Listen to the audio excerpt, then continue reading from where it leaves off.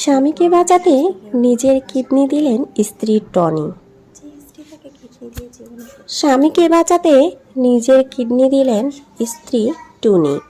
সুস্থ হয়ে বউকে বাসা থেকে বের করে পরকীয়া বান্ধবীর সাথে সংসার করছে সাভারের তারে। হ্যাঁ, এই বিষয়টা অনলাইনে খুব বেশি ভাইরাল হচ্ছে। বিষয়টা হচ্ছে আসলেই অন্যরকম একটি, যে স্ত্রী তাকে কিডনি দিয়ে জীবন দিল, সুস্থ হয়ে ওই স্ত্রীকে বাড়ি থেকে বের করে দিয়ে পরকীয়া প্রেমিকার সঙ্গে বসবাস করছেন স্বামী। এটা অমানবিক, হৃদয় বিদারক। এই ঘটনাটি ঘটেছে সাভারের কলমা এলাকায়। অকৃতজ্ঞ স্বামী তারেকের বিরুদ্ধে নারী নির্যাতনের মামলা করেছেন টুনি।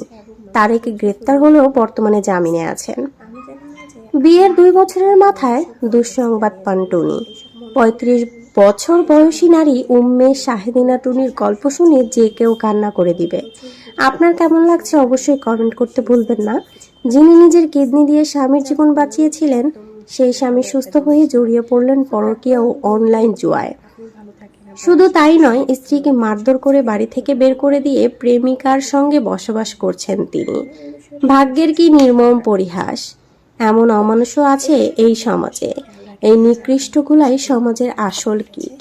এভাবেই ধ্বংস হয়ে যাচ্ছে, এভাবেই নষ্ট হয়ে যাচ্ছে মানুষ। মানুষের রূপে ভয়ঙ্করী কিছু মানুষ রয়েছে যারা এভাবে সবকিছু নষ্ট করে দিচ্ছে। কি দোষ ছিল এই টুনি?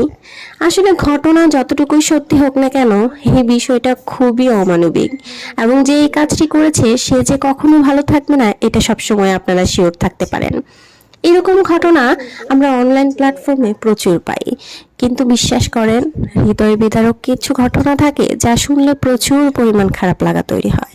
কিন্তু বিশ্বাস করেন, মানুষ মানুষকে ঠকিয়ে কখনো কেউ কোনোদিন ভালো থাকতে পারে না। আপনি কারো উপকার করেছেন, সে আপনাকে অকৃতজ্ঞের মতো অবহেলা করে গেছে, বিশ্বাস করেন সেও একটা সময় এইরকম পর্যায়ে আসবে, তখন সে আপনাকে খুঁজে পাবে না, তবে আপনার সেই উপকারের কথা সে খুব ভালোভাবে মনে রাখবে, এবং উপরওয়ালা সেটার শাস্তি তাকে কিন্তু খুব ভালোভাবে দিবে। সেদিন সে আপনাকে খুঁজবে ক্ষমা চাওয়ার জন্য, মানসিক শান্তির জন্য, মানসিক অশান্তি থেকে বের হওয়ার জন্য। কিন্তু বিশ্বাস করেন, তখন আর সেই ঠকানো মানুষটিকে ফিরে পাওয়া যায় না।